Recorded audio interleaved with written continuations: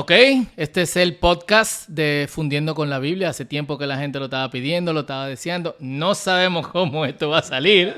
Sobre todo. Bastante. Pero lo que nosotros queremos es poder tener una conversación sin guión sobre temas importantes de Biblia, que es lo que hemos estado haciendo hasta ahora. Sobre todo sin guión, ¿eh? Sin guión. Sobre todo sin guión. Aquí estamos fluyendo.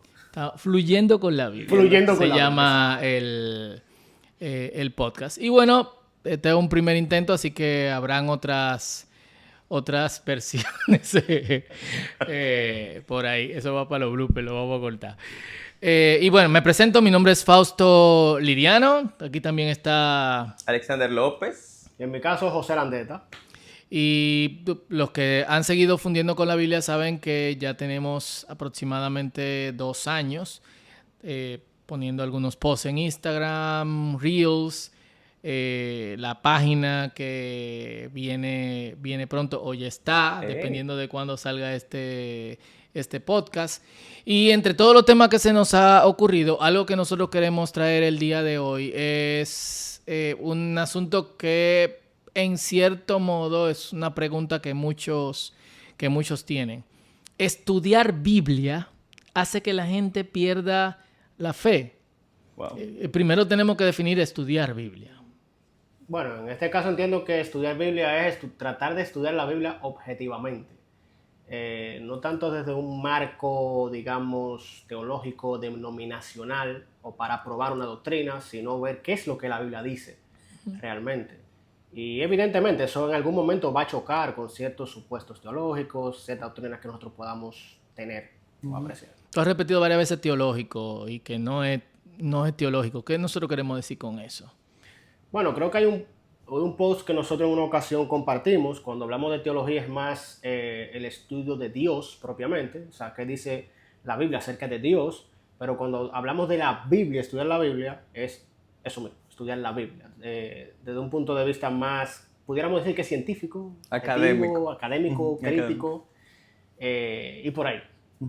De hecho, ese es más que yo voy más por el lado de lo académico, más que... No, tengo como que algunos temitas por la palabra objetivo en esa definición. Lo comentaba Fausto siempre. Pero siempre me gusta verlo a través de el estudio académico de la Biblia. Y por académicos entendemos que hay metodologías diferentes. Y hay preguntas que traemos al texto dentro del estudio académico que quizás son diferentes de la cual tiene alguien que está leyendo su Biblia porque quiere saber qué Dios le está diciendo ese día, porque quiere tomar una decisión importante. Pero cuando lo vemos desde el estudio académico, quizá un académico quiere saber cómo la preposición tal funciona en esa narrativa en específico, que no tiene una implicación práctica, valga la redundancia, pero que sí podría ayudar nuestro conocimiento acerca del texto. Yo creo que estudiar Biblia para muchas personas, de tal forma que rete su fe, tiene mucho que ver con ese estudio académico, con esa metodología crítica y demás. La teología también se estudia académicamente. Entonces, digamos que en teología el fin es tú llegar a una interpretación con la que te sientas satisfecho. Y para los que son confesionales, si tenemos que dividir, así como hay biblistas confesionales, es decir, que tienen una relación con Dios y pertenecen a alguna denominación cristiana, y hay biblistas no confesionales, también hay teólogos no confesionales y teólogos confesionales. El problema es que es un poquito más extraño en el campo teológico. Pero dentro del campo teológico tú quieres llegar a una posición específica interpretativa. En el campo bíblico tú ves todas las posibilidades que existen. En el campo teológico tú cierras o posibilidades, errores que se pueden ver dentro de algunos manuscritos o variantes, las diferentes formas en que un tema se ha interpretado a través de los tiempos. Tú como que cancelas eso. En estudio bíblico tú no lo puedes ignorar. Y creo que de ahí surge la preocupación de mucha gente. Nosotros tres, de hecho, desde hace mucho tiempo, yo por un tiempo un poquito más prolongado que Alexander y José, estamos involucrados en los estudios bíblicos. También los tres somos personas de fe, digámoslo, pongámoslo así, confesionales, que tenemos una conexión con una comunidad de fe específica, usamos nuestros dones dentro de esa Correcto. comunidad de fe específica. Entonces, obviamente, es posible ser biblista y no perder la fe. ¿A qué ustedes creen que se debe el miedo de la gente en esa dirección? Mira, en ese caso yo creo que parte de lo que hacen las ciencias bíblicas es quizás afinar nuestra percepción de la Biblia. ¿A qué me refiero? Por ejemplo, tomando el tema de la crítica textual, las variantes textuales, y me explico, o sea, nosotros sabemos que la Biblia no cayó del cielo, un momento con su létrica roja, su tapa, sino que por siglos el texto fue copiado y no había fotocopiadora, era a mano. Eso obviamente trajo variantes entre los manuscritos. ¿Y qué pasa luego de ahí entonces? Que tú puedes tener una versión de la Biblia que diga algo y otra versión, otra traducción que no lo diga. Entonces, y claro, nosotros hemos compartido posts precisamente sobre eso. Pero si nosotros tenemos una percepción quizás muy dogmática, muy cerrada de la Biblia, cuando veamos eso, uno dirá, uy, ¿y qué pasó aquí? Nadie me explicó esto y por qué estas traducciones difieren una de otra. Entonces ahí es que yo creo que nosotros tenemos que ajustar nuestra concepción de la Biblia y vamos a decidir tomar en cuenta el tema de las variantes textuales y todo eso, que no es un asunto de perder la fe, simplemente tener una concepción de la Biblia un poco más honesta. Sí. Y yo voy a hacer una pregunta totalmente directa a los dos en esa dirección. ¿Qué cosas ustedes han visto en sus estudios bíblicos? Y con esto me refiero no al estudio bíblico eclesial, sino en estudiar ciencias bíblicas que han dicho, ¡wow! Bueno, que le han removido el piso, en cierto modo. en el caso del Nuevo Testamento, el asunto de la transmisión textual del Nuevo Testamento para mí fue un wow. El hecho de, como bien decía Landeta, que tú tienes un texto que no es como lo ponen en The Chosen. Jesús no tiene a Mateo por ahí escribiendo. Entonces, tú tener eso y tener tanto periodo de transmisión textual, tener tantos factores que trabajan en todo ese proceso, tienes oralidad, tienes testigos, tienes asuntos de escritura, los hábitos de los escribas, hasta el texto que tenemos hoy.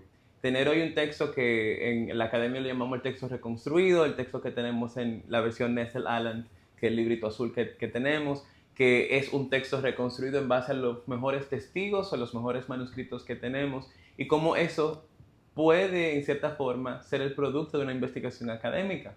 Entonces, para mí fue un poco sorpresivo, porque uno viene de un periodo de la iglesia en el cual como que uno entiende, sin decirlo, que nosotros tenemos los originales. Y como que hay un texto establecido, por decirlo así. Ajá, que ya está, que se copia, pero es lo mismo, que la gente tiene tanto cuidado y que no hay variantes. Pero el tú tener ese proceso de transmisión textual, tener las variantes, para mí fue un poco sorpresivo. ¿Tú puedes recordar un ejemplo en particular en donde tú hayas dicho, wow, bueno, ¿cómo yo voy a conciliar esto con lo que yo veo en la comunidad de fe en cuestiones de interpretación? Para mí, como fue mi primer encuentro con eso en mi clase de universidad, usaron Marcos. Entonces, tener el final largo o el final corto de Marcos, para mí fue como que esto estaba en mi Biblia todo el tiempo. ¿Cómo yo me acerco a esta parte del final corto o el final largo de Marcos? También la coma Juanina o Joánica. Y en mi caso de Hechos, que trabajo en Hechos, hay literalmente dos textos totalmente diferentes de Hechos. Tienes el texto que tenemos ahora, el texto reconstruido y el texto occidental. Entonces, tener como esas dos diferencias de un texto, tener que tomar decisiones, ver comentarios críticos que te tienen el texto regular que usamos de Hechos, que está en nuestras Biblias ahora, pero abajo te ponen, en el otro texto dice esto y esto y esto. Y dices como, mire, esta información es interesante y no la había visto de esa forma. Para mí fue como que... ¿Para ti? Bueno, en mi caso yo creo que la historiografía del Antiguo Testamento, ahí pasa algo bien interesante porque generalmente uno viene desde la comunidad de fe pensando, bueno, si la Biblia narra una historia, es así, tal cual y punto. Pero uno, por ejemplo, se da cuenta de que cuando tú comparas varias historias en los evangelios, sea por ejemplo en Samuel, Reyes con Crónicas, te das cuenta que hay ciertas diferencias. Les pongo un ejemplo, el caso del rey Manasés.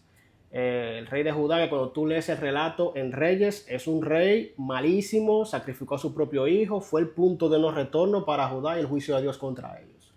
Pero de pronto tú lees sobre el mismo rey en Crónicas y resulta que al final él se arrepiente y Dios tiene misericordia de él. Y tú dirás, ok, por fin, fue un buen rey, fue un mal rey. Entonces ahí es que tú te das cuenta que el historiador bíblico, y claro, toda historia es selectiva. Y al final el historiador selecciona lo que narra dependiendo de lo que está tratando de comunicar. Entonces, ese cambio la historia bíblica pasa exactamente eso también. Yo tengo que tratar de discernir qué es lo que el autor bíblico está buscando narrar, qué está tratando de comunicar, claro, dependiendo de los eventos que él está escogiendo narrar.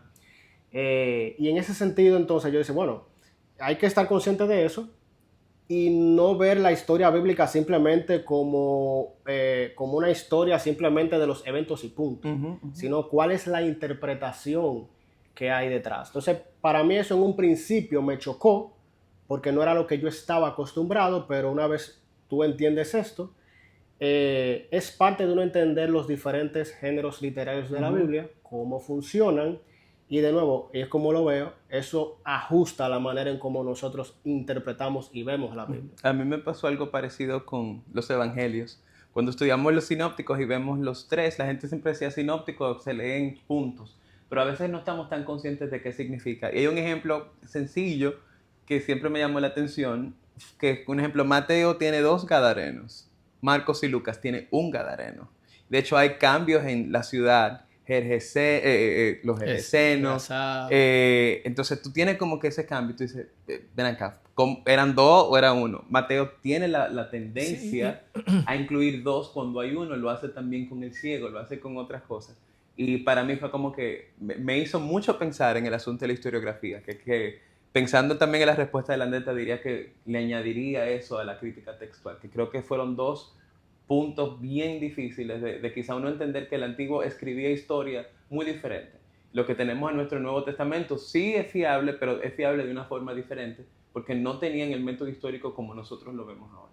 Sí, y creo que lo que nosotros deberíamos evaluar, ¿por qué? Porque en mi caso particular son asuntos muy similares.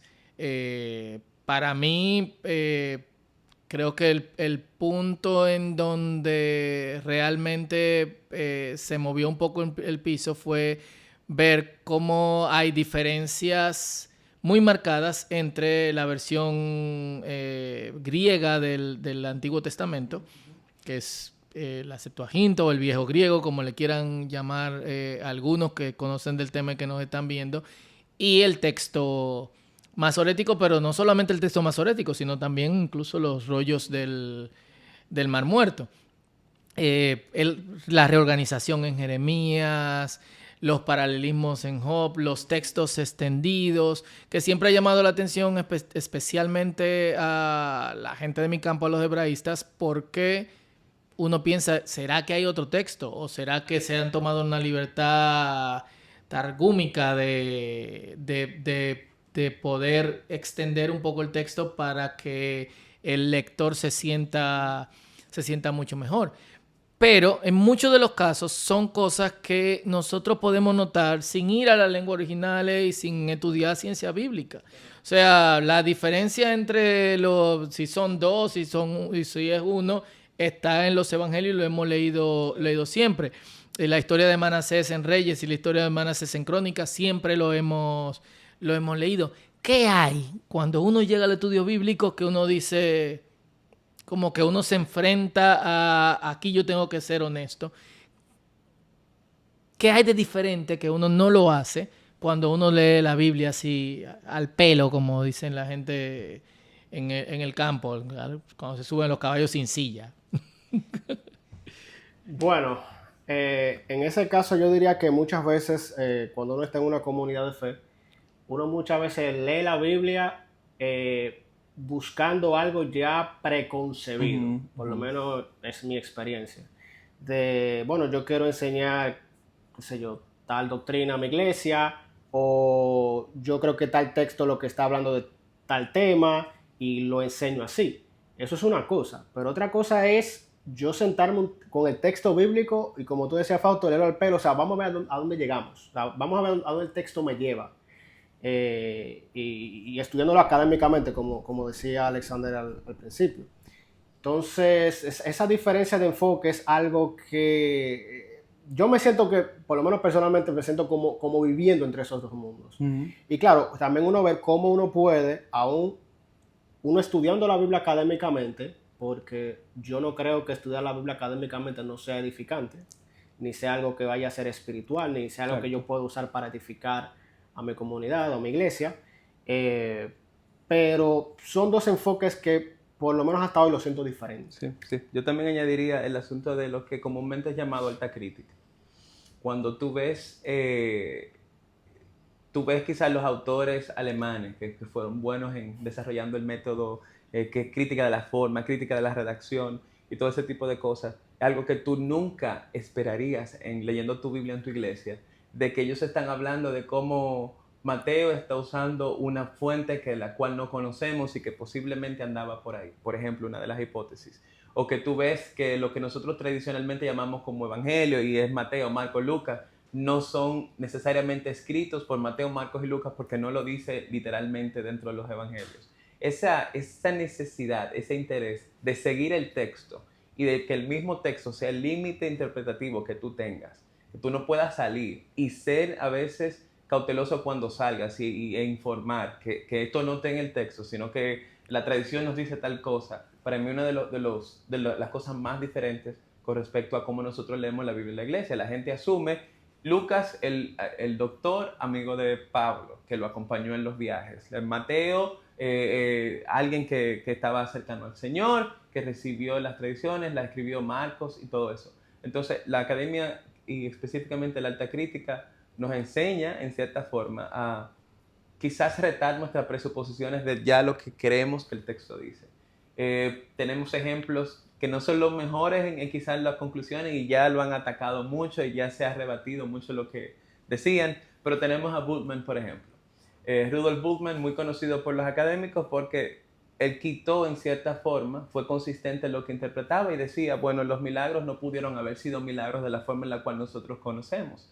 Lamentablemente, cuando hablamos de ciencia bíblica, esa es la idea que tiene la gente de ciencia bíblica. Bueno, pero yo creo que no podemos decir que esa es la idea que tienen todos los que están en ciencia bíblica. Cuando tú te refieres a que esa es la idea que la gente tiene de ciencia bíblica, te refieres a la gente no relacionada a las ciencias bíblicas. Y a una idea que permea mucho en Latinoamérica. Y por eso vuelvo a tu comentario inicial de que hay gente que tiene miedo con su fe, porque la gente lo que piensa, ay Dios mío, va a pensar en los paralelismos del antiguo cercano oriente cuando lea Biblia hebrea, va a pensar en los problemas que tenemos en historiografía cuando lee el Nuevo Testamento.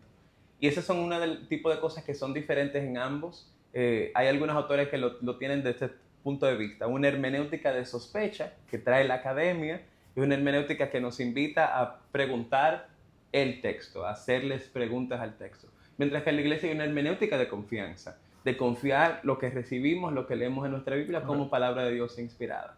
En algún momento nosotros que estamos en este mundo académico tenemos que navegar ambos lugares. Y en nuestra hermenéutica de sospecha, que es el método académico, añadirle un poquito de fe y entender también de fe. Pero una vez tú has pasado por la evidencia, tú no simplemente puedes decir las mismas cosas que decía antes. Como bien tú decías, eso nos lleva a una honestidad.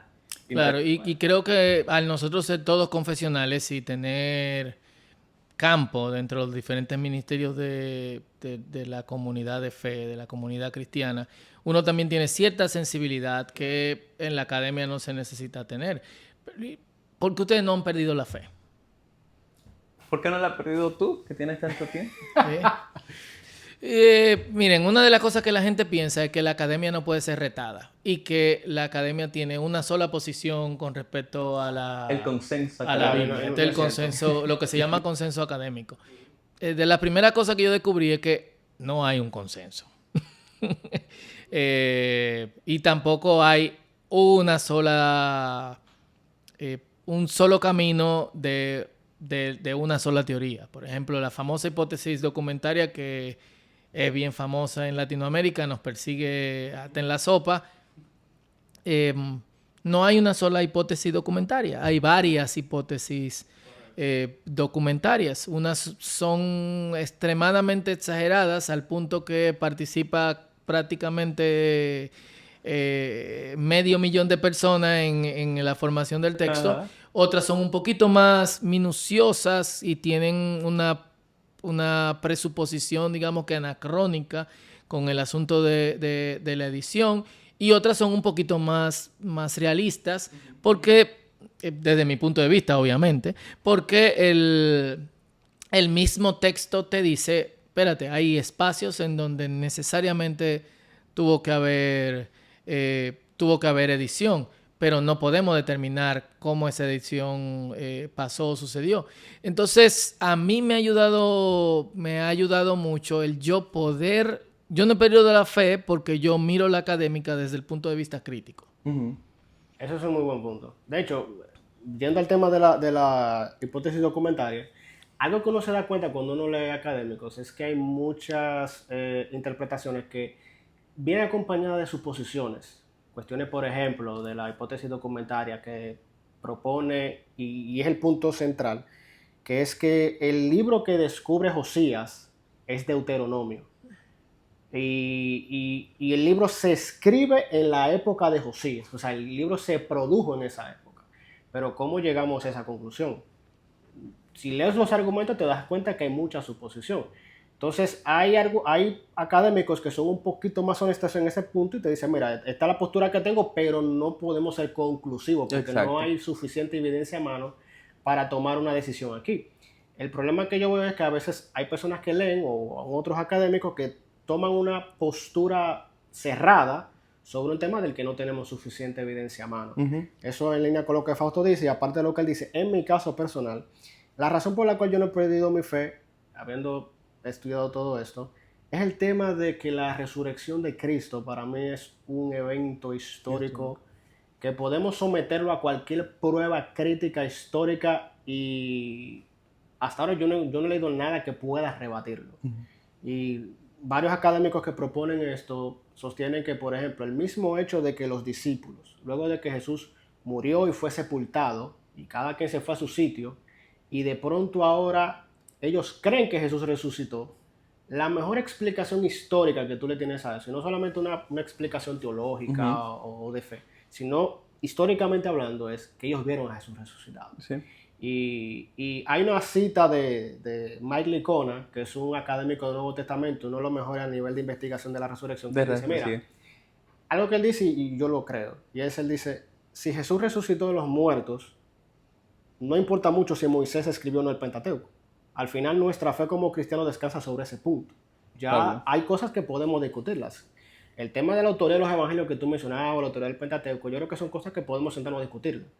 Pero para mí el hecho incontroversial de la resurrección de Cristo es lo que sostiene mi fe. Sí, sí. Yo también añadiría a lo que mencionan. El hecho de seguir la evidencia es muy importante. Porque hay mucha gente que habla de un consenso académico que lamentablemente no siempre ha seguido la evidencia total, o que tú ves y quien ha leído literatura académica se va a dar cuenta. En los 80 pasa esto, pero después en los 90 alguien viene y de una vez cambia el consenso académico a otro porque se descubrió o se analizó mejor la evidencia. Entonces, algo que yo veo en mucha gente que son tan concluyentes en leer un libro, leer 3 posiciones que son de la misma escuela, es como que eso solamente es así.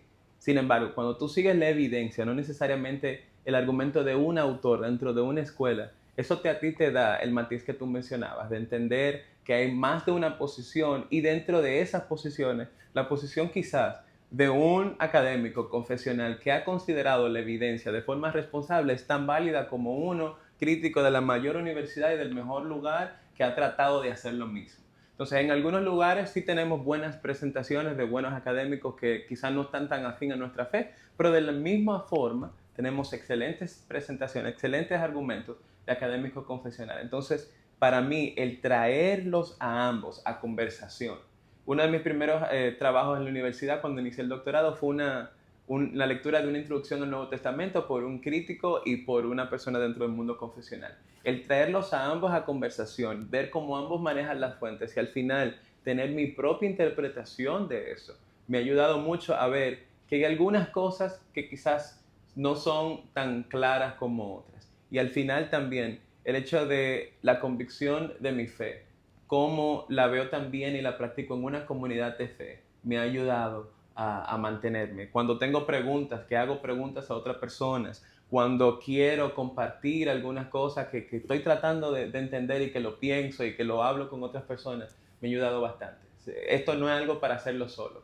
Y la academia podría ser destructiva si nos quedamos con toda esta información y toda esta lectura solo. Pero el tener otras personas ha sido clave en mi caminar con el Señor. Y algo también que yo he dicho en el pasado, en otros espacios, que a mí también me ha ayudado el tener una comunidad de fe que me acompaña en mis procesos constructivos del estudio de las escrituras de forma crítica y de involucrarme en ciencias bíblicas. Eso es sumamente importante. Cuando la comunidad no te recibe o te trata como un extraño porque tú tienes o tú cuestionas posiciones que están establecidas, entonces hay mucha posibilidad de que esa persona quizá pierda la fe porque entiende que la iglesia le ha dado la espalda, o se mueva a otros espacios un poquito más ambiguos en donde posteriormente perderá la fe. Y después de todo, en el mundo académico, entre todas las cosas, pero debemos mencionar esto porque es la más controversial en cierto modo, se trata de cómo el texto se formó. Y eso es la parte más controversial en cierto modo, mientras que la iglesia lo que importa es el texto ya formado.